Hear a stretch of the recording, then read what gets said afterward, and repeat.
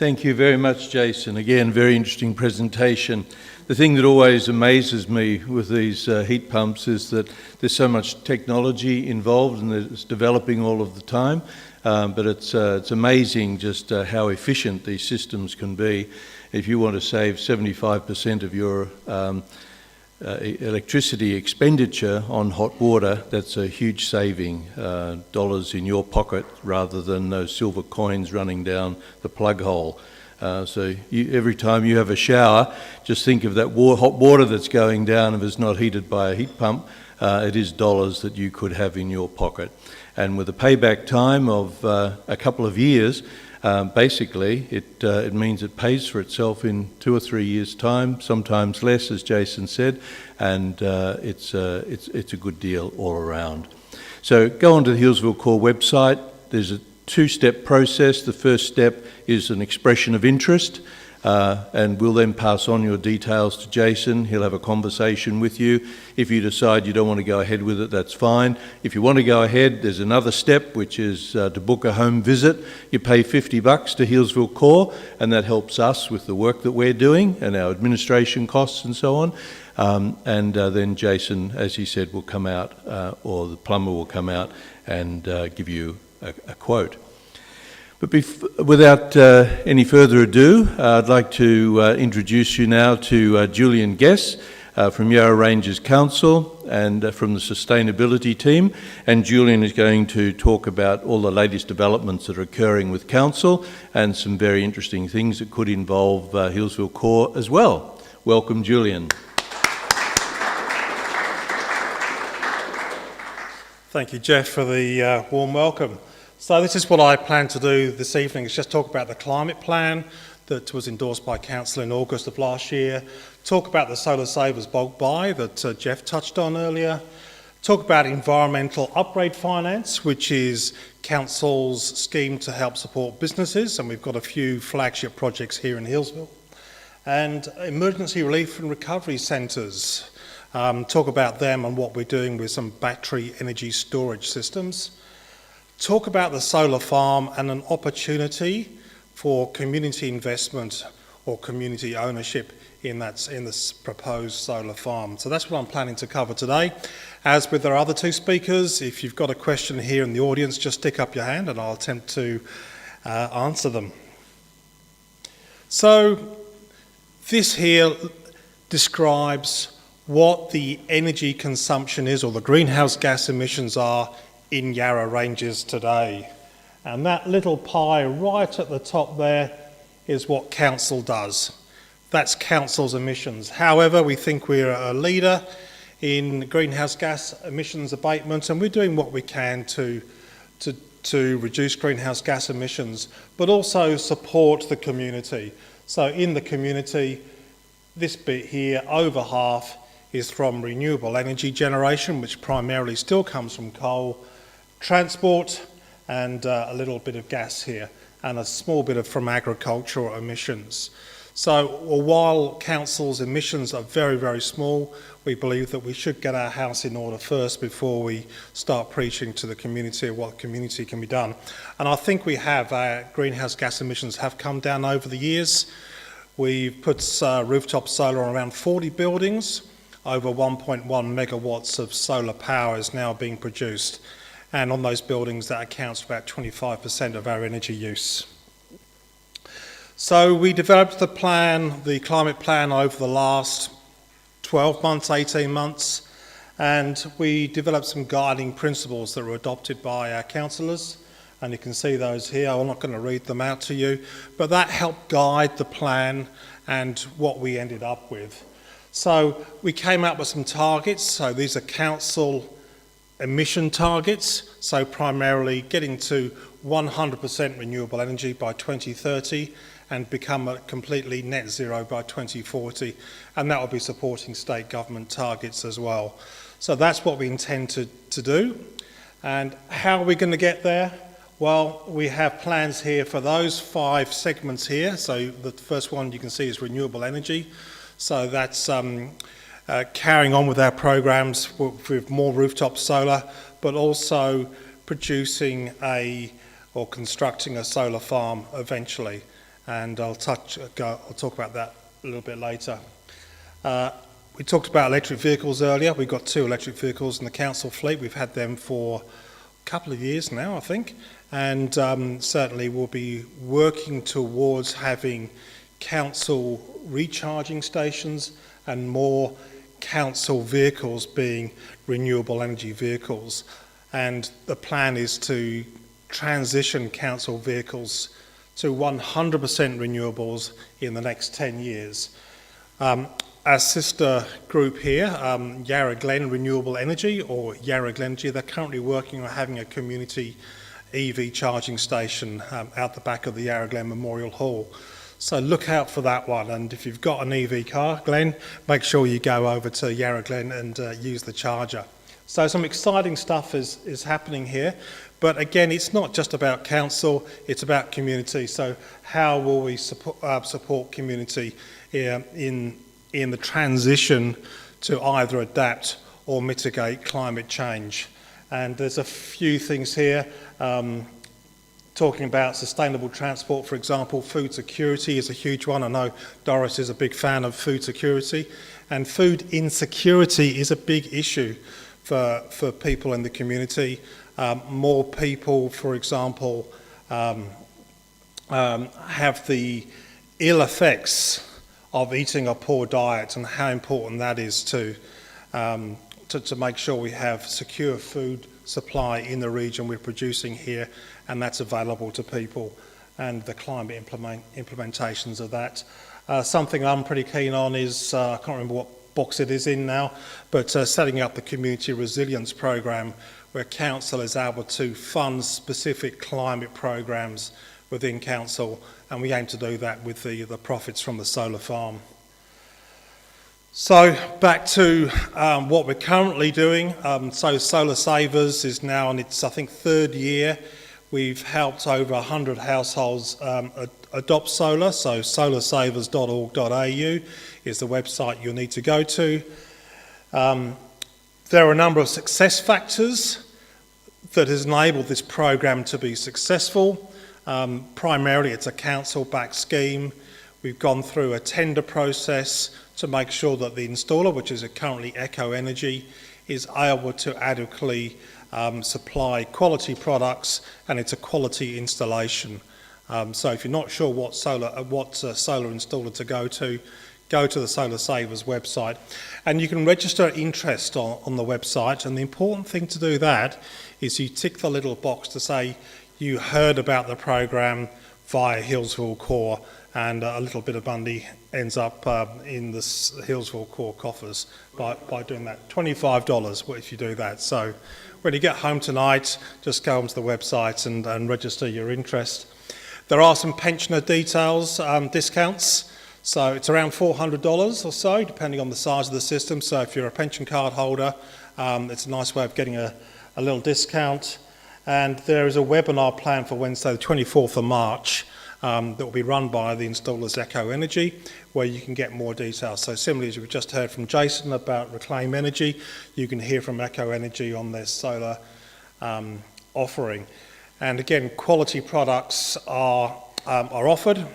Glenn had a picture of the Fronius inverter, which is one of the best inverters around, quality panels as well, and around 5% of the installations get audited as well. So that keeps the installers on their toes. So 1 in 20 installations get audited, and this is above and beyond the compulsory safety checks that the government organises. So we're going beyond what is normal to make sure those systems are safely installed, correctly installed, so you're getting maximum power from those installations.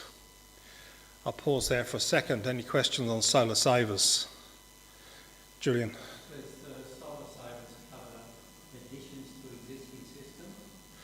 No, they do not. However, they can put you in contact with Echo Energy, or you can call Echo Energy yourself, and they'll be happy to quote. So it's outside the program. So it is for new installations. It's also for battery systems as well, that's currently on offer.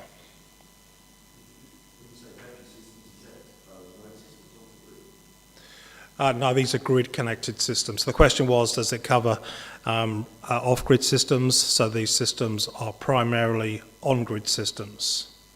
Again, if you're off-grid, Echo Energy will probably be able to quote you for an off-grid system as well. Okay, moving along. So everybody will be familiar with this picture here. So 4 pillars. Not that you spend a lot of time at this facility, but you'll be familiar. It's a bit of an icon in Healesville.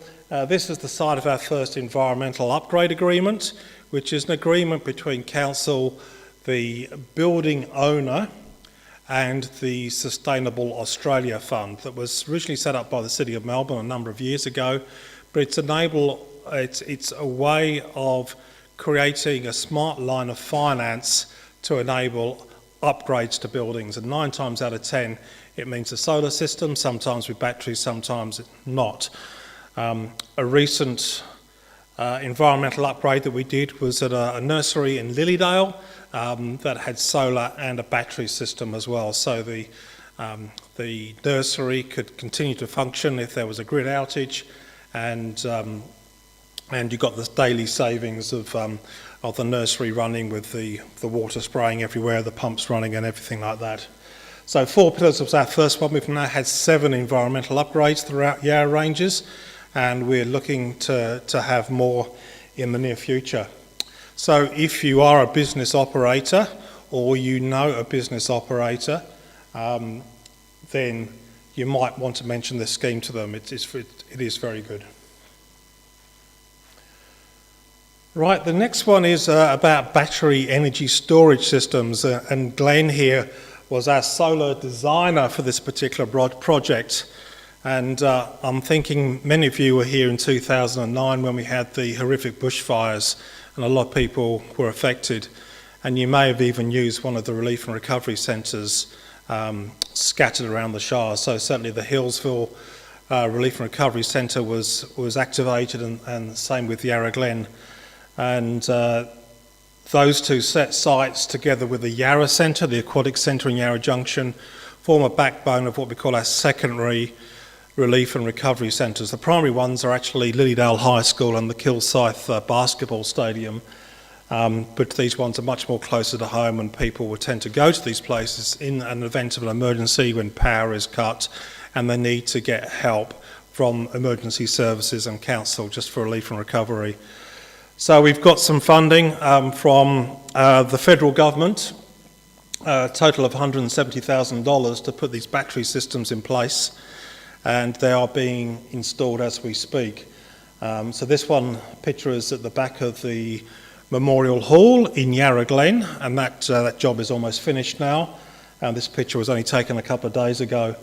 It's an all-in-one system. You can see the Selectronic battery inverters at the top there that, I better get this right now, Glenn's here, that converts the DC from the batteries into AC. He's putting his thumbs up, so I've got it the right way round. There is another Fronius inverter, but you can't see it in the picture there. And the bottom of the picture here is the LG Chem lithium batteries that have been put in. Now this is an expensive piece of kit here, that's $60,000 worth, and the installation is probably another 20 and on top of that. So a nice bigger piece of kit going in there, and I'm sort of very proud that we've got this solution up and running.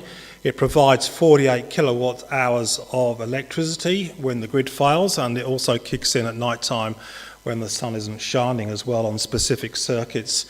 So the idea is that if the grid does fail in an emergency situation, such as Black Saturday, these facilities can still continue to operate with the sun shining on the solar panels and the batteries being charged, and be able to release power into those specific circuits. So the specific circuits have been identified. It's a small amount of lighting and power that will enable those facilities to continue to operate and council to provide essential services when all goes awry.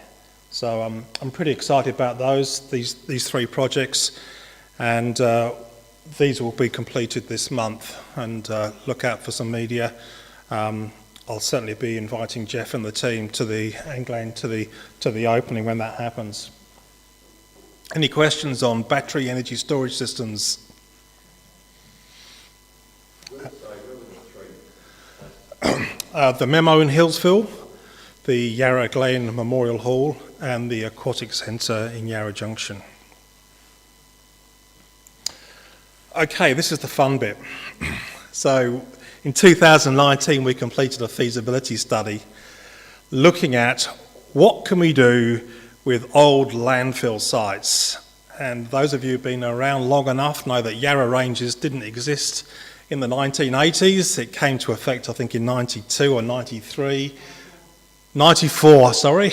We have somebody from council in the room. And it was basically the amalgamation of 4 previous rural shires, and each shire had their own landfill site. Can you believe that? All right, so it's now Yarra Ranges Council responsibility to manage those sites. So they've all been capped, they've all been closed off for many, many years now. Coldstream's probably the last site to be capped, and that was probably closed 15, 20 years ago, Karen? Yeah? Yeah, about that. And the other's a lot longer.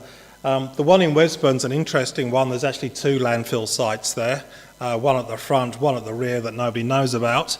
Many, many years ago, the Shire of Upper Yarra said, well, what are we going to do? Because this big hole in the ground is rapidly filling up. They said, I know what we'll do. We'll buy the land next door, an old chook farm. And that's currently where Yarra Valley Ecos is.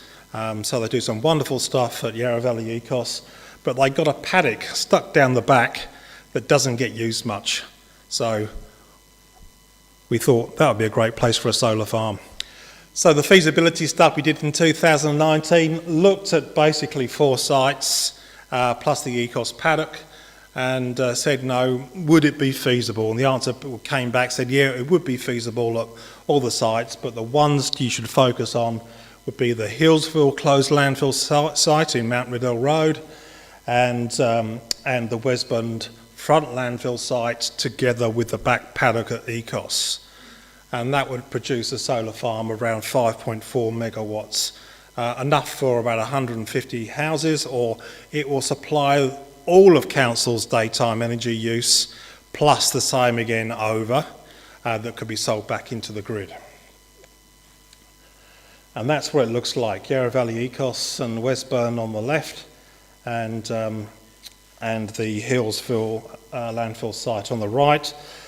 The little stretch bit of land on the right here is a fire break that's currently managed by Parks Vic, and we can add an extra 1 megawatts of power on there.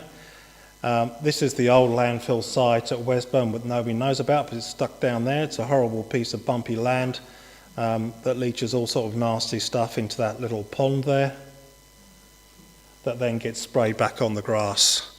So landfills are pretty nasty things, really. Yet we aim to actually turn those nasty bits of land into something productive and worthwhile.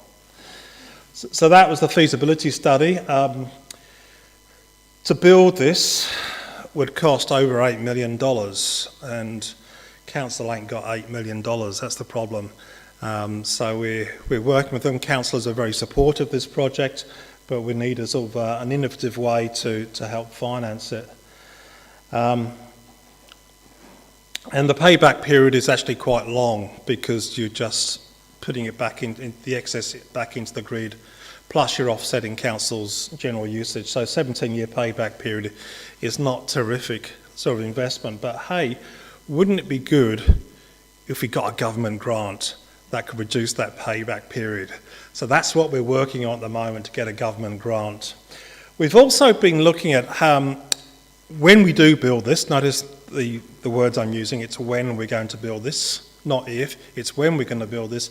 How can we also increase the community value?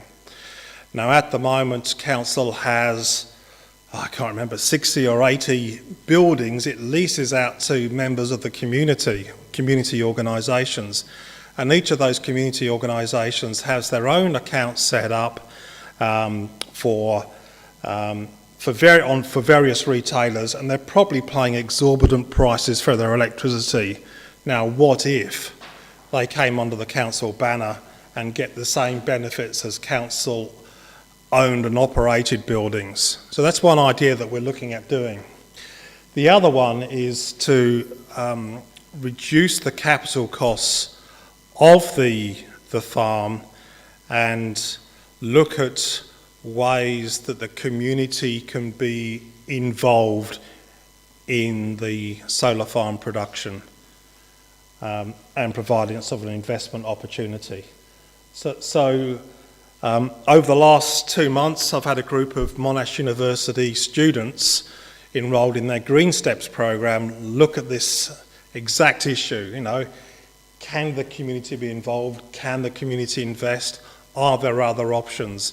And they're drafting their report. They sent me the first draft yesterday, and last week they presented to the people managing the Green Steps program and did an excellent job. There's 4 students, and they came up with 2 models. The model on the right is a co-investment model, i.e. the community raised some of the funds. And it's a little bit like what happened in Lismore when the local government authority there wanted to create a floating solar farm on a water treatment plant. That's how they went about it. So community raised funds and lent the money to council. So that's one way of looking at this. There's certainly some benefits of doing it that way, and it's a very simple model to get your head around. But it doesn't really get us around how much capital council will have to loan in order to spend $8 million on a solar farm. The model on the left gets over that, where community and council can work together and via a special purpose vehicle can create co-ownership. And that's what we're looking at the moment. Is that possible?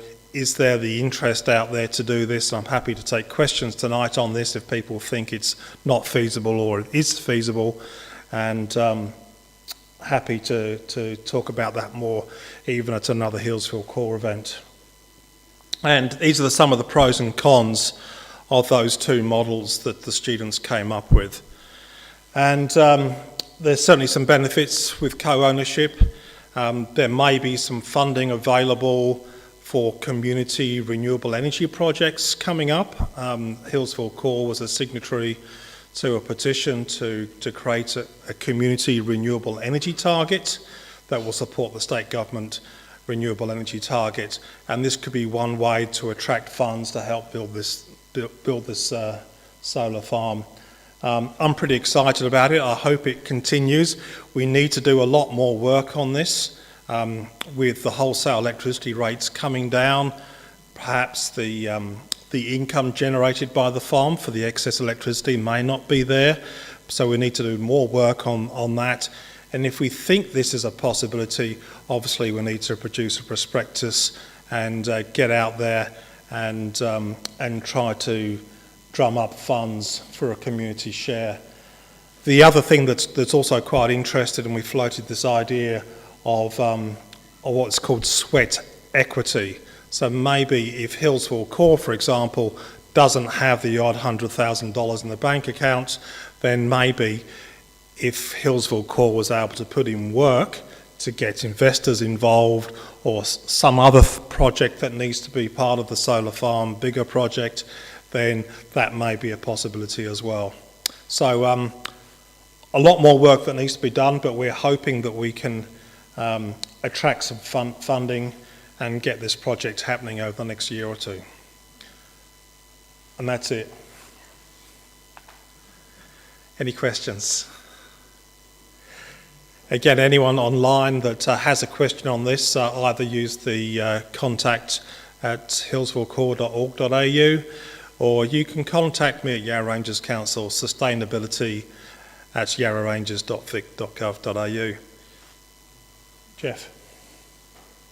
Thank you very much, Julian. Julian has a question for Julian. The Yes, it is, yeah. Yes, the overall. Something like that, yeah. Cheers. Thank you, Julian. Well, very interesting. And all we need to do is raise, what is it, 20% of $5 million? 20% of $8 million, $1.6 million. Well, for the Healesville one. We can talk about it. We'll talk about that, okay. It's one big solar farm on 2 sites. Okay, one big solar farm on 2 sites. Very good. Well, I hope tonight has been interesting for you. We've come to the end of the proceedings now, and we're running a little bit over time, so I'll be brief. You may not be aware, but Healesville CoRE at the moment is organising 3 different installs of solar panels on not-for-profit groups, on the Robin Jane Children's Centre, on the Healesville Living and Learning Centre, and also the RSL. And those 3 systems have been funded by $90,000 from the Commonwealth Government that was channelled through Tony Smith, and that was just prior to the last election. What we did also was get permission from Tony Smith and from the government and from council to turn that $90,000 into a revolving fund. So instead of these organisations getting grants for those systems, that money will be paid back from the savings that they make on their energy bills over a 5 to 7 year period, and then those funds will be available for the community indefinitely. So it's like a magic pudding of $90,000 that's going to be coming back to the community for other not-for-profit systems. The other interesting thing about this is that those 3 systems alone are going to save those 3 organisations around $400,000 in over 25 years. So when I spoke earlier about money being retained in the community, that's $400,000 that the people in Healesville don't have to pay to energy retailers, but we retain here to be able to spend on our facilities and services and the shops and so on in the town. Before finishing, I'd just like to remind you of the other events that we are running this year. Our next one is on home energy efficiency with Alan Peers. And then very excitedly in June, Dr. Helen Haynes will be coming to talk about, well, online, to talk about the local power plan that she has in mind, and that the bill that she introduced into Parliament last week is designed to facilitate. So all of these activities are moving towards the potency and power and expandability of community energy throughout Australia, and we're very happy to be at the forefront of that movement, and hopefully in the near future there'll be a lot more community energy happening and retaining a lot more money in our community. So for now, I'd just like to say that we do have some feedback forms on your seats. If you could fill those out for us, that would be very helpful. For the people online, if you could send us your feedback about the session, and particularly about the way that the online webinar worked for you, and any technical hitches you might have had, that would be very helpful. And the address is contact@healesvillecore.org.au. For now, I'll say good night to everyone, and thank you for attending here tonight, and thank you for attending on the webinar. Bye for now.